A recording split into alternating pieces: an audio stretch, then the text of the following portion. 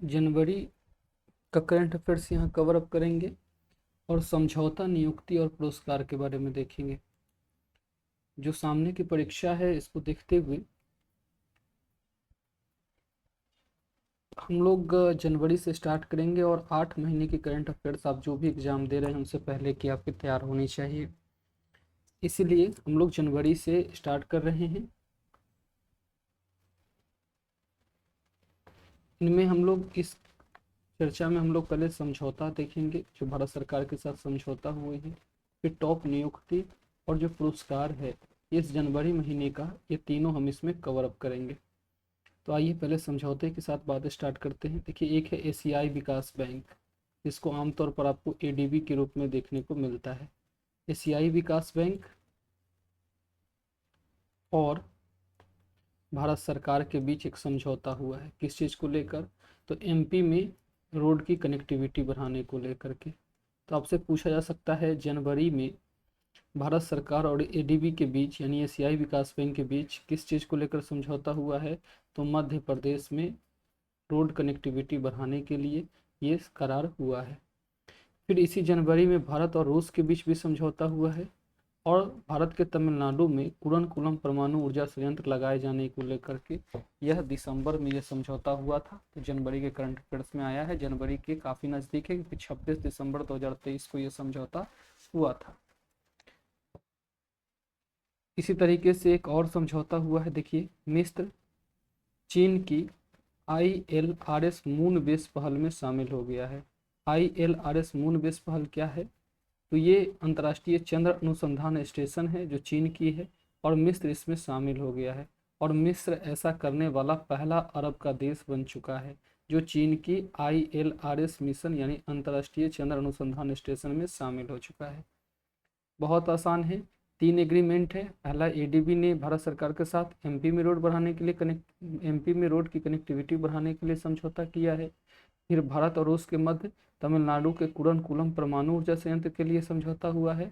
और चीन की ILRS मून बेस पहल से शामिल होने वाला पहला अरब देश मिस्र बन चुका है। ये तीनों बहुत अच्छी तरीके से याद कर लीजिए। फिर आइए जनवरी के कुछ और समझौते को देखते हैं। डेनमार्क डेनमार्क ने भारत के साथ हरित ईंधन गठबंधन किया है। तो डेनमार्क ने भारत के साथ हरित ईंधन गठबंधन किया है। ध्यान दीजिएगा, यही आपसे पूछा जाएगा, जनवरी में भारत सरकार ने किस देश के साथ GSP यानी ग्रीन स्ट्रेटेजिक पार्टनरशिप या हरित ईंधन गठबंधन किया है? तो वो है आपका डेनमार्क। तो ध्यान देखेंगे, इसी को ग्रीन फ्यूल अलायंस भी कहा जाता है। तो प्रश्न आपको इस तरीके से देखने को मिलेगा, जनवरी में भारत सरकार ने किस देश के साथ ग्रीन फ्यूल अलायंस किया है, या आप कह सकते हैं जो ग्रीन स्ट्रेटेजिक पार्टनरशिप किसके साथ किया है, या सीधे ये देकर पूछ सकता है कि डेनमार्क के साथ भारत सरकार ने कौन सा समझौता किया है? तो वो है हरित ईंधन गठबंधन या ग्रीन स्ट्रेटेजिक पार्टनरशिप। इसको भी अच्छी तरीके से याद कर लीजिए, इंपॉर्टेंट है। फिर यहाँ 2 समझौता और देखिए, भारत के अंटार्कटिक अभियान में 2 देश शामिल हो गए हैं, एक है बांग्लादेश और दूसरा मॉरिशस। भारत के अंटार्कटिक अभियान में 2 देश शामिल हुए हैं जिसका नाम है बांग्लादेश और मॉरिशस। किस चीज़ के लिए? तो देखिए, 43वां अंटार्कटिक अभियान है ये ध्यान दीजिएगा, ये डेट का ये क्रम बहुत महत्वपूर्ण है। ये 43वां अंटार्कटिक अभियान है। अब जानते हैं अंटार्कटिका जो है दक्षिण ध्रुव पे पाया जाता है और 43वें अंटार्कटिक अभियान में भारत के साथ बांग्लादेश और मॉरिशस शामिल हो गए हैं। इस अभियान का नेतृत्व तो राष्ट्रीय ध्रुवीय और महासागर अनुसंधान केंद्र NCPOR कर रहा है। बस ये चीज़ ध्यान रखिए, बांग्लादेश मॉरिशस जो है ये भारत के साथ अंटार्कटिक अभियान में जुड़ गए हैं और इसका क्रम है 43वां। चीज़ें आपको अच्छी तरीके से याद होनी चाहिए। फिर IIT मद्रास ने श्रीलंका में एक नया परिसर खोलेगा, एक नया कैंपस खोलेगा और वो जगह है कैंडी। तो आपसे पूछा जाएगा जो IIT मद्रास ने कहाँ अपना नया कैंपस खोला है, तो आप कह सकते हैं श्रीलंका के कैंडी में। तो ये चीज़ें काफ़ी महत्वपूर्ण है, याद रखिए। फिर और कुछ समझौता हुआ है, देखिए, विश्व आर्थिक मंच वर्ल्ड इकोनॉमिक फोरम, आप जानते हैं विश्व आर्थिक मंच ने तेलंगाना सरकार के साथ चौथी औद्योगिक क्रांति केंद्र लॉन्च करने की बात की है। चौथी औद्योगिक क्रांति की संकल्पना जो है ये 2016 में WEF ने ही रखी थी। तो चौथी औद्योगिक क्रांति की संकल्पना WF द्वारा 2016 में लॉन्च की गई थी, और ये जो है तेलंगाना सरकार के साथ चौथी औद्योगिक क्रांति केंद्र लॉन्च किया जा रहा है। प्रश्न कैसे बनेगा, तेलंगाना सरकार ने किसके साथ चौथी औद्योगिक क्रांति की मतलब केंद्र बनाने की बात की है, तो WF के साथ। WF तरह के आपसे पूछा सकता है भारत के किस राज्य द्वारा, तो आपको बताना है तेलंगाना सरकार द्वारा। और ये जो है 28 फरवरी 2024 को बायो एशिया 2024 के दौरान लॉन्च होगा। फरवरी की करंट अफेयर्स में भी इस चीज़ को ध्यान रखेंगे ये चीज़ें। फिर स्विट्जरलैंड और भारत के बीच FTA साइन हुआ है। FTA होता है मुक्त व्यापार समझौता, जिसमें दो देश आपस में व्यापार करते हैं तो किसी प्रकार के टैक्स के बीच में ये चीज़ें नहीं करते हैं, तो ये मुक्त व्यापार समझौता यहाँ पे हुआ है स्विट्जरलैंड के साथ। ठीक है, तो ये आपके प्रमुख समझौते थे जिसको आपने अच्छी तरीके से याद कर लिया है। जनवरी में इतने ही समझौते हुए हैं। इस तरीके से हर महीने के कुछ समझौते आपको याद करने हैं, और मैंने आपको बताया है आप जो एग्जाम दे रहे हैं उससे 8 महीने पहले के सारे मंथ के एग्रीमेंट आपको याद होनी चाहिए। अब इस महीने की प्रमुख नियुक्ति के बारे में बात करते हैं। कांगो के राष्ट्रपति दूसरी बार बन गए थे फेलिक्स सिस्केदी। ध्यान दीजिएगा, कांगो के राष्ट्रपति कौन बन गए हैं, फेलिक्स सिस्केदी। कांगो एक अफ्रीकन देश है और इसके राष्ट्रपति दूसरी बार बने हैं फेलिक्स सिस्केदी।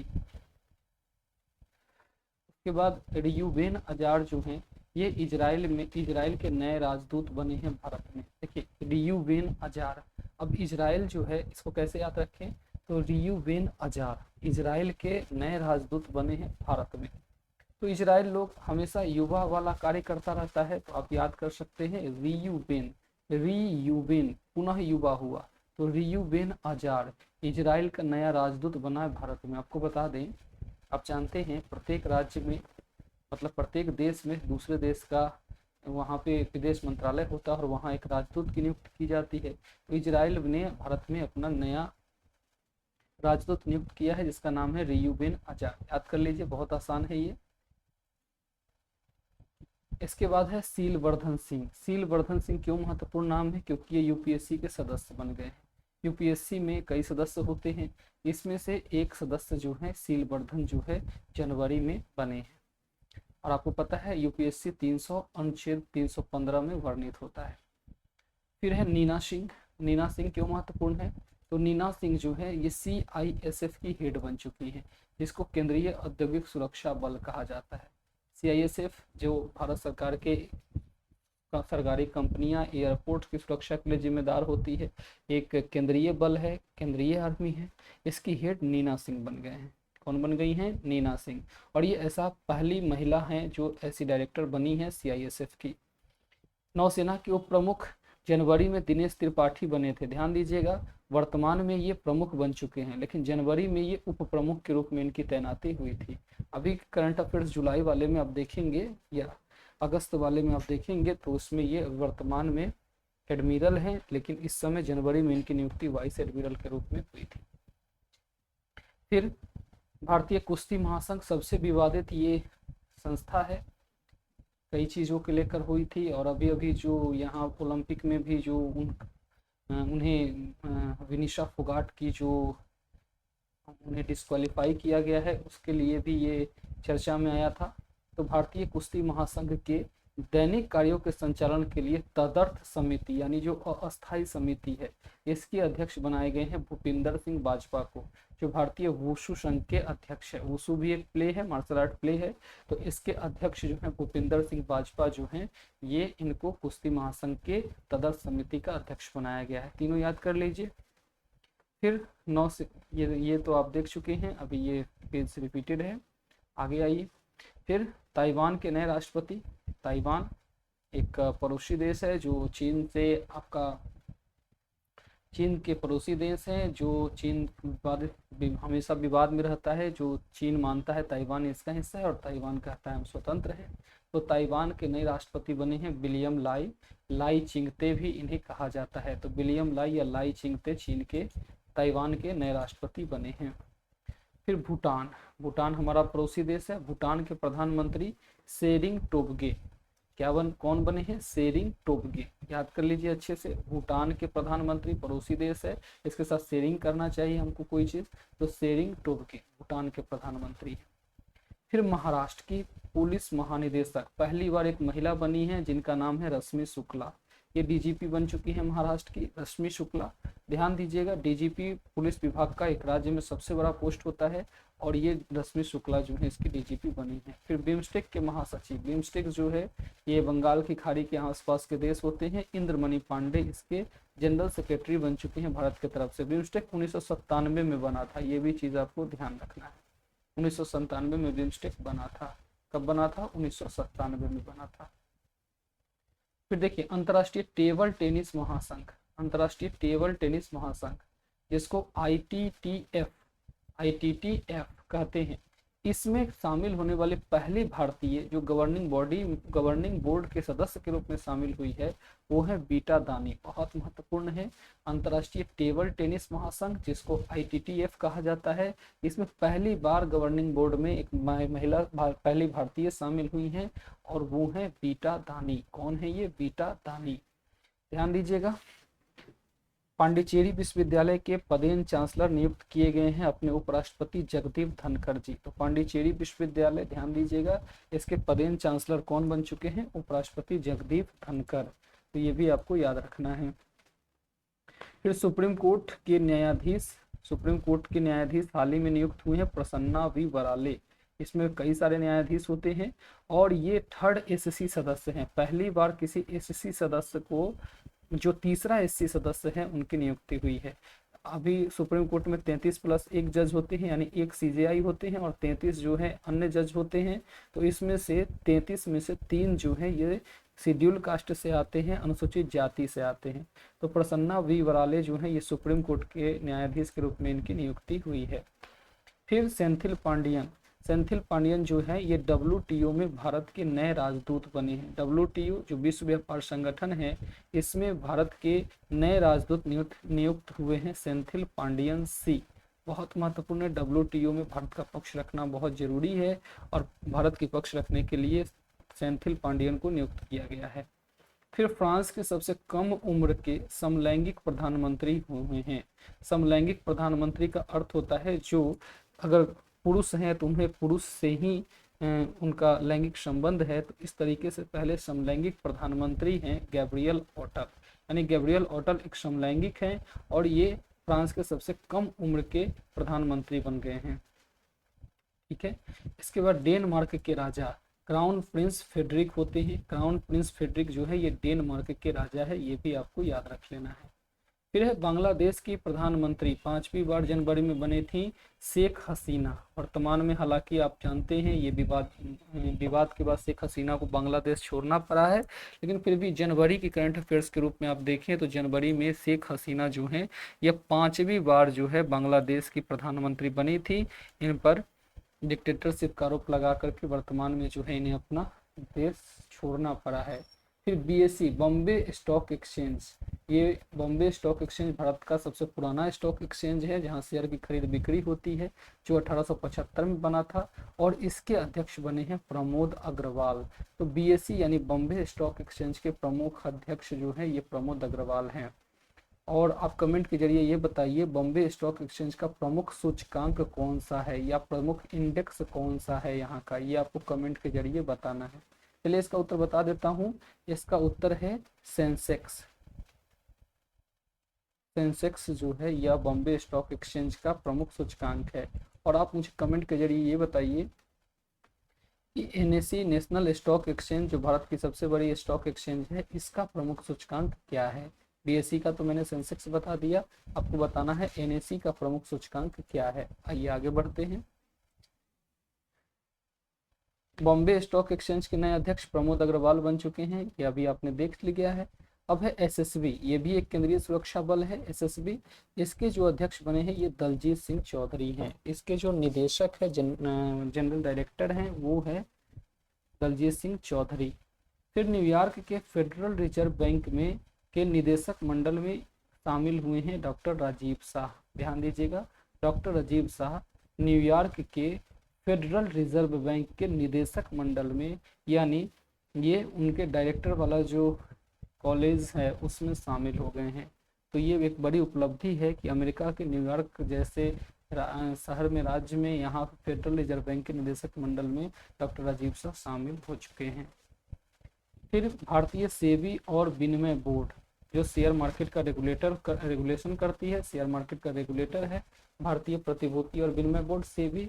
इसके नए एग्जीक्यूटिव डायरेक्टर यानी कार्यकारी निदेशक बने हैं जी राम मोहन राव। तो बहुत महत्वपूर्ण है, जी राम मोहन राव जो है ये सेबी के एग्जीक्यूटिव डायरेक्टर बन चुके हैं। क्या बन चुके हैं? एग्जीक्यूटिव डायरेक्टर या कार्यकारी निदेशक बन चुके हैं। हॉकी इंडिया के नए हाई परफॉर्मेंस निदेशक, हॉकी इंडिया के नए हाई परफॉर्मेंस निदेशक हरमन क्रूज बने हैं। कौन है? हरमन क्रूज। ये नीदरलैंड के हैं और ये हॉकी इंडिया के नए हाई परफॉर्मेंस निदेशक बने हैं। ध्यान दीजिएगा, विदेश मंत्रालय के नए प्रवक्ता के रूप में रणधीर जायसवाल की नियुक्ति हुई है। तो रणधीर जायसवाल एक सीनियर IAS अधिकारी हैं और इनकी विदेश मंत्रालय के नए प्रवक्ता के रूप में नियुक्ति हुई है, यानी ये विदेशों में पक्ष रखेंगे भारत का।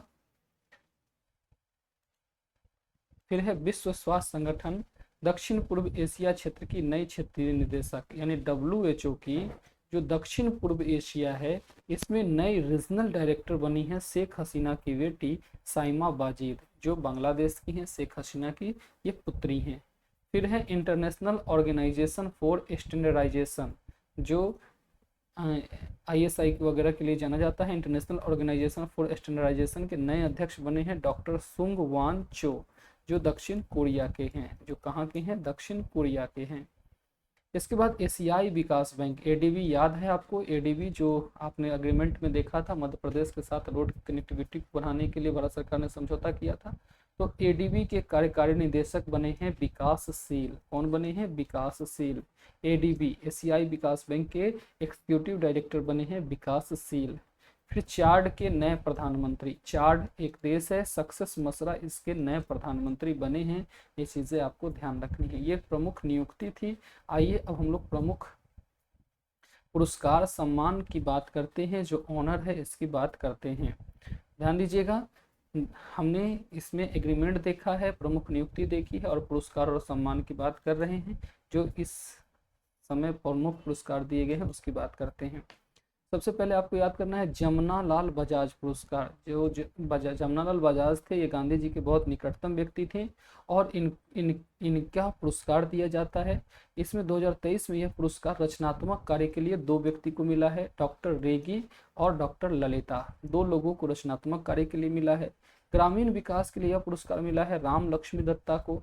महिला और बच्चा के क्षेत्र में यह पुरस्कार मिला है सुधा वर्गीस को और विदेशियों में राहा नवा कुमार को यह पुरस्कार मिला है। बहुत आसान है, फिर से देखेंगे एक बार। जमुना लाल बजाज पुरस्कार रचनात्मक कार्य में रेगी और ललिता को, ग्रामीण विकास में राम लक्ष्मी को, महिला और बच्चा में सुधा वर्गीस को और विदेशी में राहा नवा कुमार को यह पुरस्कार मिला है। तो देखिए, गांधीवादी मूल्य के प्रचार के लिए उत्कृष्ट योगदान के डॉक्टर राहा नवा को विदेशों में मिला है। देखिए BWF player of the year award, यानी बैडमिंटन वर्ल्ड कप की बात की जा रही है। तो badminton world cup BWF player of the year award, इसमें पुरुष खिलाड़ी हैं सेओ से उंग, दक्षिण कोरिया के हैं और महिला खिलाड़ी इसमें है आन से यंग। और BWF जोड़ी जो बनी है वो है चेन और जिया। ये आसान है याद करना। पुरुष में आप सेओ से ऊँग, अब जैसे नींद से ऊँघ रहा था तो कहा सोने दो हमको, सेओ से ऊँघ। उसके बाद महिला खिलाड़ी में है आन से यंग, जैसे कि हम कह सकते हैं यंगनेस जो है आने दो, इसको रोकने की जरूरत नहीं है।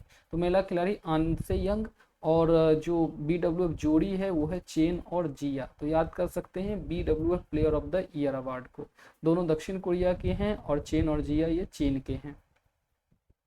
फिर है MS स्वामीनाथन पुरस्कार, बहुत महत्वपूर्ण है। स्वामीनाथन ये भारतीय हरित क्रांति के जनक कहे जाते हैं। ये MS स्वामीनाथन पुरस्कार जो है ये प्रोफेसर BR कंबोज को मिला है, जो हरियाणा कृषि विश्वविद्यालय के उप कुलपति थे। और यह पुरस्कार देने वाले व्यक्ति हैं कर्नाटक के राज्यपाल थावर चंद्र गहलोत द्वारा दिया गया था। ध्यान दीजिएगा, MS स्वामीनाथन पुरस्कार BR कंबोज हरियाणा कृषि विश्वविद्यालय के उप कुलपति थे और कर्नाटक के राज्यपाल द्वारा ये पुरस्कार दिया गया था। बैंक ऑफ द ईयर पुरस्कार, ये आरबीआई को मिला है जो भारतीय फेडरल बैंक है, और ये पुरस्कार financial times of the banker द्वारा दिया गया था। तो आपको बैंक ऑफ द ईयर पुरस्कार 2023 किसको मिला है? आरबीआई को मिला है। ये चीज़ें ध्यान रखनी है, ये चीज़ें आपको ध्यान रखनी है।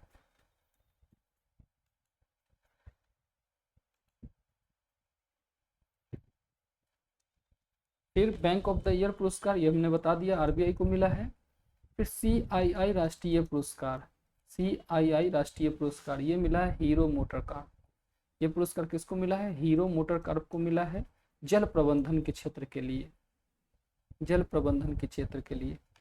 फिर है पहला मनोहर पर्रिकर युवा वैज्ञानिक पुरस्कार। ध्यान दीजिएगा, गोवा में मनोहर पर्रिकर एक बहुत महत्वपूर्ण नाम है, पूर्व मुख्यमंत्री रहे हैं। ये पहला मनोहर पर्रिकर युवा वैज्ञानिक पुरस्कार 2023 जो है ये मथव राज को मिला है, जो कि इसरो के वैज्ञानिक हैं।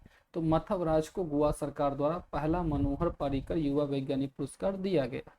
फिर है प्यूबिटी स्पोर्ट्स पुरुष और एथलीट ऑफ द ईयर, ये विराट कोहली को मिला है, और इन्होंने लियोनल मेस्सी को हरा करके यह पुरस्कार जीता है। प्यूबिटी स्पोर्ट्स पुरुष एथलीट ऑफ द ईयर किसको मिला है? विराट कोहली को, और लियोनल मेस्सी को हरा करके इन्होंने ये पुरस्कार जीता है। फिर फीफा पुरस्कार 2023 फुटबॉल से जुड़ा हुआ है। इसमें पुरुष खिलाड़ी सर्वश्रेष्ठ तय हुए हैं लियोनल मेस्सी, जबकि महिला खिलाड़ी सर्वश्रेष्ठ तय हुए हैं एतना बोन मार्टी। जबकि फीफा प्ले अवार्ड मिला है ब्राजील को, ब्राजील की राजधानी रियो डी जेनेरियो है। ये फीफा द्वारा दिया गया फुटबॉल के क्षेत्र का सबसे बड़ा पुरस्कार होता है। फिर है Indian society of agriculture economics, ये इंदिरा देवी को मिला है। इंदिरा देवी जो कि केरल राज्य किसान कल्याण बोर्ड की निदेशक हैं। तो आपसे पूछा जाएगा Indian society of agriculture economics fellow 2023 किसे मिला? इसका उत्तर है इंदिरा देवी, जो कि केरल से जुड़ी हुई हैं। फिर मिस अमेरिका 2024, अमेरिका में मिस अमेरिका 2024 जैसे मिस इंडिया होता है वैसे मिस अमेरिका 2024 है। ये मेडिसिन मार्स को मिला है, जो कि अमेरिका में एक एयरफोर्स अधिकारी हैं और कासिस में। तो ये ध्यान रखेंगे, मिस अमेरिका 2024 मिला है मेडिसिन मार्स को। फिर सर्वश्रेष्ठ नवाचार पुरस्कार 2024 ये स्वामित्व योजना को मिला है, जो पंचायती राज मंत्रालय की एक पहल है। तो ये सर्वश्रेष्ठ नवाचार पुरस्कार 2024 स्वामित्व योजना पंचायती राज मंत्रालय को मिला है। अगला पुरस्कार है राष्ट्रीय तानसेन सम्मान 2022 राष्ट्रीय तानसेन सम्मान 2022। ये गणपति भट्ट जो कर्नाटक के हैं उनको मिला है, और किराना ग्वालियर घराना से ये जुड़े हुए हैं। ये मध्य प्रदेश सरकार द्वारा दी जाती है। ये किसके द्वारा दी जाती है? मध्य प्रदेश सरकार द्वारा दी जाती है। फिर है Tenzing Norgay national adventure award, ये सविता कंसवाल को मिला है मरणोपरांत। ये एक पर्वतारोही थी सविता कंसवाल। देखिए इसे प्रश्न दो तरीके से बन सकता है। आपसे पूछा जाएगा सविता कंसवाल को कौन सा पुरस्कार मिला है, तो Tenzing Norgay national adventure award. या पूछा जा सकता है Tenzing Norgay national adventure award किसे मिला, तो सविता कंसवाल। या यही पूछा जा सकता है सविता कंसवाल किसके लिए जाने जाते हैं, तो ये एक पर्वतारोही के हैं। ये पुरस्कार द्रौपदी मुर्मू द्वारा दिया गया था। नेक्स्ट है 2023 के लिए विश्व का सर्वश्रेष्ठ हवाई अड्डा पुरस्कार किसको मिला है, तो चांगी हवाई अड्डा सिंगापुर को मिला है। वर्तमान में हमाद हवाई अड्डा को यह पुरस्कार मिला है 2024 में, लेकिन 2023 में ये चांगी हवाई अड्डा सिंगापुर को मिला है। ठीक है, और चांगी हवाई अड्डा सिंगापुर में है, जबकि हमाद हवाई अड्डा जो है ये दोहा में है, जो कतर की राजधानी है। और ये स्काई ट्रैक्स द्वारा यह पुरस्कार दिया जाता है। स्काई ट्रैक्स जो हवाई परिवहन अनुसंधान संगठन है उसके द्वारा यह पुरस्कार दिया जाता है। फिर है अर्जुन पुरस्कार 2023, ये दिव्यकीर्ति सिंह को मिली हैं जो सुश्री हैं, अर्थात इनकी अभी विवाह नहीं हुआ है। दिव्यकीर्ति सिंह जो घुड़सवारी करती हैं, ये भारत की पहली ऐसी महिला हैं जिनको ये अर्जुन पुरस्कार मिला है। तो ये पहली ऐसी कोई भी महिला है, महिला खिलाड़ी है, पहली महिला खिलाड़ी हैं जिनको ये अर्जुन पुरस्कार मिला है। नहीं तो अभी तक केवल और केवल पुरुषों को ही यह पुरस्कार अर्जुन पुरस्कार मिला है, जो खेल से सबसे बड़ा पुरस्कार होता है। फिर 17वीं लोकसभा के लिए संसद महारत्न पुरस्कार मिला है, जो कि प्राइम पॉइंट फाउंडेशन गैर लाभकारी धर्मार्थ न्यास है, चेन्नई द्वारा ट्रस्ट है, इसके द्वारा दिया गया है। ध्यान देंगे संसद रत्न पुरस्कार जो है ये 5 व्यक्ति को मिला है, सुकांत, श्रीकांत, सुधीर, राम सिंह, कुलदीप को। जबकि महारत्न पुरस्कार जो है ये प्रेम, अधीर, विद्युत और विजय को मिला है। तो इस तरीके से आप इसको याद कर लीजिएगा। संसद रत्न पुरस्कार सुकांत, श्रीकांत, सुधीर, राम सिंह, कुलदीप को। जबकि संसद महारत्न पुरस्कार प्रेम अधीर विद्युत और विजय को मिला है। प्रेम आरएसपी से हैं, जबकि अधीर कांग्रेस से हैं, विद्युत भाजपा से हैं और जो विजय है ये भी भाजपा से है। तो ये चीज़ें ध्यान रखेंगे आप। फिर आईजीबीसी ग्रीन कैंपस रेटिंग के तहत प्लैटिनम प्रमाणन, ये नीमकार हैदराबाद को मिला है। ये कंस्ट्रक्शन मैनेजमेंट के लिए बिल्डिंग काउंसिल द्वारा, इंडियन ग्रीन बिल्डिंग काउंसिल द्वारा दिया गया था। ध्यान दीजिएगा। स्वच्छ सर्वेक्षण पुरस्कार 2023 काफी महत्वपूर्ण पुरस्कार है। ये द्रौपदी मुर्मू द्वारा दी जाती है प्रत्येक साल। ओवरऑल श्रेणी में इस बार 2 हैं, इंदौर और सूरत दोनों 1 नंबर पे हैं। इंदौर हालांकि लगातार 7वीं बार जीता है, इस बार सूरत भी 1 नंबर ही जगह बना पाए हैं और 2 नंबर पे नवी मुंबई है।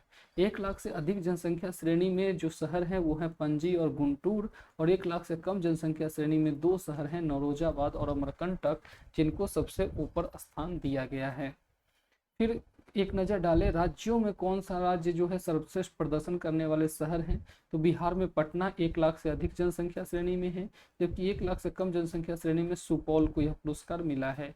उत्तर प्रदेश, आपको यहाँ विशेष रूप से ध्यान रखना है, उत्तर प्रदेश में 1 लाख से अधिक जनसंख्या श्रेणी में नोएडा को यह पुरस्कार मिला है।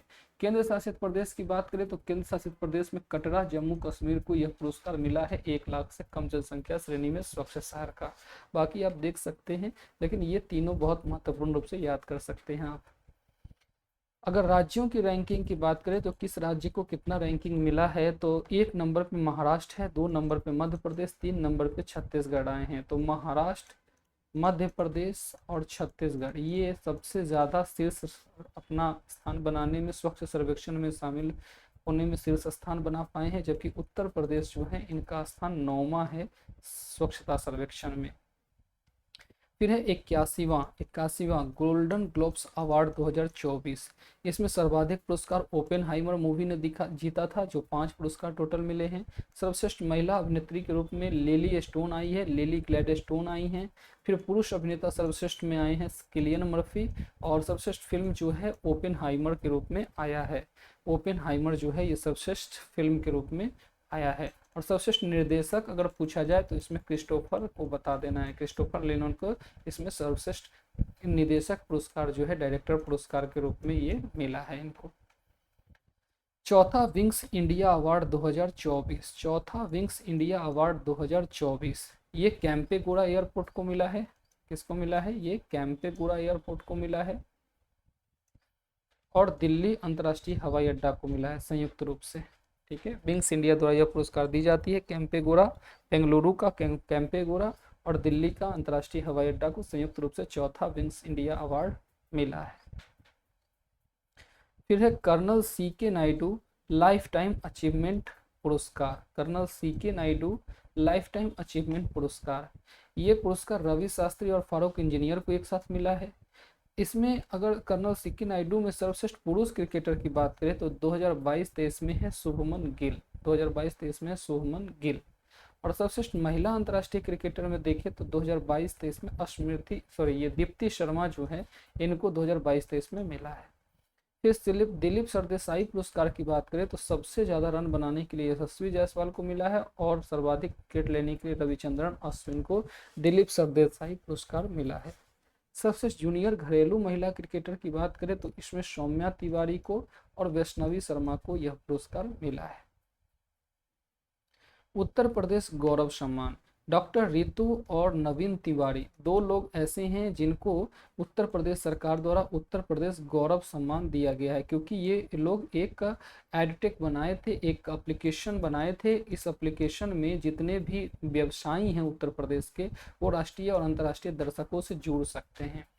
तो इसीलिए उत्तर प्रदेश गौरव सम्मान पुरस्कार डॉक्टर रितु और नवीन को मिला है। मलेरिया मुक्त सर्टिफिकेशन, ये केप वर्डे अफ्रीका का है जिसको मलेरिया मुक्त सर्टिफिकेशन मिला है WHO के जरिए। आईसीसी पुरस्कार 2023, आईसीसी पुरस्कार 2023 ये आपके लिए काफ़ी महत्वपूर्ण है। आईसीसी के जो अभी वर्तमान में जो हेड है वो है रोजर बिन्नी, और इसके जो अध्यक्ष हैं वो रोजर बिन्नी हैं और सचिव जैसा हैं। तो आईसीसी पुरस्कार 2023 में आपको ध्यान रखना है कौन कौन से प्रमुख जो हैं पुरस्कार मिले हैं। इसमें आईसीसी पुरुष क्रिकेटर के रूप में पैट कमिंस ऑस्ट्रेलिया के हैं, इनको मिला है। महिला क्रिकेटर के रूप में नेट साइबर ब्रंट को मिला है जो कि इंग्लैंड की हैं। पुरुष वनडे क्रिकेटर में विराट कोहली हैं जो भारत के हैं, और महिला वनडे में चमारी अट्टापट्टू जो श्रीलंका की हैं, इसको मिला है। ध्यान दीजिएगा, आईसीसी पुरुष क्रिकेटर में पैट कमिंस ऑस्ट्रेलिया, आईसीसी महिला क्रिकेटर में साइबर ब्रंट इंग्लैंड, आईसीसी पुरुष वनडे क्रिकेटर में विराट कोहली भारत, और आईसीसी महिला वनडे क्रिकेट में चमारी अट्टापट्टू श्रीलंका की हैं, इनको मिला है। आईसीसी पुरुष test cricketer of the year में उस्मान ख्वाजा जो ऑस्ट्रेलिया के हैं, इनको मिला है, और आईसीसी पुरुष 2020 क्रिकेटर में सूर्य कुमार यादव जो भारत के हैं, इनको मिला है, और आईसीसी महिला 2020 क्रिकेटर में हेली मैथ्यू जो वेस्ट इंडीज की हैं, इनको मिला है। तो इसको याद ही करना होगा आपको, इसको अच्छे तरीके से याद कर लीजिए आप। फिर है सुभाष चंद्र बोस आपदा प्रबंधन पुरस्कार। सुभाष चंद्र बोस आपदा प्रबंधन पुरस्कार, ये 60 parachute field hospital Uttar Pradesh को मिला है संस्थागत श्रेणी में। ये गृह मंत्रालय द्वारा ये पुरस्कार दिया जाता है, सुभाष चंद्र बोस आपदा प्रबंधन पुरस्कार 2024। फिर है राष्ट्रीय बाल पुरस्कार 2024। राष्ट्रीय बाल पुरस्कार 2024, ये पहली बार आर्टिफिशियल इंटेलिजेंस का प्रयोग करके बच्चों को यह पुरस्कार दिया गया है। द्रौपदी मुर्मू द्वारा यह पुरस्कार दिया गया है, जबकि महिला और बाल विकास मंत्रालय इसके लिए जिम्मेदार है। टोटल अगर बच्चों की बात करें, जो टोटल कितने बच्चों को ये पुरस्कार मिला है, बाल पुरस्कार मिला है, तो इसमें बच्चों की संख्या हो जाएगी 19 बच्चों को राष्ट्रीय बाल पुरस्कार मिला। राष्ट्रीय एक जिला एक उत्पाद पुरस्कार। राष्ट्रीय एक जिला एक उत्पाद पुरस्कार, ये जिला पुरस्कार कृषि में, ध्यान दीजिएगा, अल्लूरी सीतारामा राजू ये जिला है जो अराकू कॉफी के लिए ये पुरस्कार इनको मिला है। अराकू कॉफी के लिए आंध्र प्रदेश की स्वर्ण पदक। जबकि लाल चावल जो उत्तरकाशी जिले के हैं उत्तराखंड में, इनको रजत पदक मिला है। ध्यान दीजिएगा, कृषि से जुड़े हुए राष्ट्रीय एक जिला एक उत्पाद में अल्लूरी सीताराम राजू को अराकू कॉफी के लिए मिला है आंध्र प्रदेश स्वर्ण पदक, और उत्तरकाशी को लाल चावल के लिए मिला है उत्तराखंड में रजत पदक। जबकि अगर हम गैर कृषि की बात करें तो काकीनाडा जिला को, जो कि आंध्र प्रदेश का जिला है, जामदानी साड़ी के लिए स्वर्ण पदक मिला है, और बांदा को सजार स्टोन क्राफ्ट के लिए रजत पदक मिला है, जो उत्तर प्रदेश का जिला है। राज्य श्रेणी ए बी की बात करें तो ए में उत्तर प्रदेश को स्वर्ण पदक मिला है, जबकि राजस्थान को कांस्य पदक और उत्तराखंड को रजत पदक मिला है। ये ध्यान दीजिएगा, राज्य श्रेणी बी में ये चीजें मिली। पद्म पुरस्कार काफी महत्वपूर्ण है, ध्यान दीजिएगा, जनवरी में ही पद्म पुरस्कार बांटी जाती है। भारत का सबसे बड़ा पुरस्कार है भारत रत्न, और जबकि दूसरा सबसे पुरस्कार है पद्म पुरस्कार। तो पद्म पुरस्कार जो है इसकी 3 कैटेगरी है, विभूषण, भूषण और श्रेय, ये 3 कैटेगरी है पद्म पुरस्कार में। तो 132 लोगों को ये पद्म पुरस्कार टोटल दिया गया है। 5 लोगों को विभूषण दिया गया था, विभूषण 5 लोगों को दिया गया था, जबकि 17 लोगों को पद्म भूषण दिया गया था, और 110 लोगों को पद्मश्री पुरस्कार दिया गया। तो टोटल 132 लोगों को पद्म पुरस्कार दिया गया। ध्यान दीजिएगा, इसमें 8 व्यक्ति जो हैं ये विदेशी व्यक्ति हैं, और 9 व्यक्ति ऐसे हैं जिनको मरने के बाद ये पुरस्कार दिया गया है, और मोस्ट ऑफ इम्पोर्टेंट इसमें 30 जो है वो महिला हैं। ध्यान दीजिएगा, 30 महिला हैं। ये डाटा आपको बिल्कुल अच्छी तरीके से याद होना चाहिए, जो इसमें कितनी महिलाएं थी, कितने विदेशी थे, और कितने व्यक्ति को मरणोपरांत ये पुरस्कार दिया गया। पद्म विभूषण 5 लोगों को दिया गया है, एकदम बिल्कुल अच्छे तरीके से याद होना चाहिए आपको। पद्म पुरस्कार कितने लोगों को दिया गया? 5 पुरस्कार को, जिसमें उत्तर प्रदेश से कोई नहीं है। विंदेश्वर पाठक हैं जो बिहार से हैं, वैजंती माला जो है तमिलनाडु से हैं, पद्मा सुब्रमण्यम तमिलनाडु से हैं, कोनिडेला चिरंजीवी जो है आंध्र प्रदेश से है, एम वेंकैया नायडू जो पूर्व राष्ट्रपति हैं ये आंध्र प्रदेश से हैं। तो ये 5 लोगों को पद्म विभूषण दिया गया था। 17 लोगों को पद्म विभूषण दिया गया है, जिसमें उत्तर प्रदेश से फिर एक भी नहीं है। उत्तर प्रदेश से इसमें कोई भी व्यक्ति नहीं है, देख सकते हैं आप यहाँ पे एक नज़र इसका नाम दे सकते हैं। चंदेश्वर प्रसाद, फातिमा बेबी, ओलान चेरी, होर्मू सजी, अश्विन बालचंद, श्री राम नाइक, दत्ता दे, श्री प्यारेलाल शर्मा, कुंदन व्यास, मिथुन चक्रवर्ती, सत्यव्रत मुखर्जी, सुश्री उषा उत्थप, सीताराम जिंदल, श्री लंग यूई, श्री तेजस मधुसूदन, श्री तोगदान रिन पोछे और श्री विजयकांत तमिलनाडु। इसमें भी कोई उत्तर प्रदेश से आपके नहीं है। पद्मश्री टोटल 110 लोगों को दिया गया था, जिसमें यूपी से हैं 12, जिसमें यूपी से 12 हैं। तो जो यूपी के 12 लोग हैं sorry, ये यूपी के 12 लोगों का नाम आपको तरीके से याद रखना है। खलील, नसीम, रामचेत, राधा कृष्णा, राजा राम, गौरव, सुरेंद्र मोहन, राधे श्याम, नवजीवन, गोदावरी, उर्मिला, बाबूराम। तो ये आपको जो है याद रखना है। इनसे पूछा जा सकता है किस क्षेत्र के लिए किसको मिला है। ध्यान दीजिएगा, ये एक अन्य फैक्ट के बाद आप चाहें तो इसको याद कर सकते हैं पद्म पुरस्कार के रूप में। ठीक है, तो ये आपका जितनी भी यहाँ पे समझौता, नियुक्ति और पुरस्कार था जनवरी का, ये हम कर चुके हैं। कुछ डाटा आपका इसमें चेंज हो चुका है। हम लोग बहुत जल्द ही बहुत सारे 8 महीने का करंट अफेयर्स कवर अप करेंगे। चलिए आज की क्लास में इतना ही, धन्यवाद।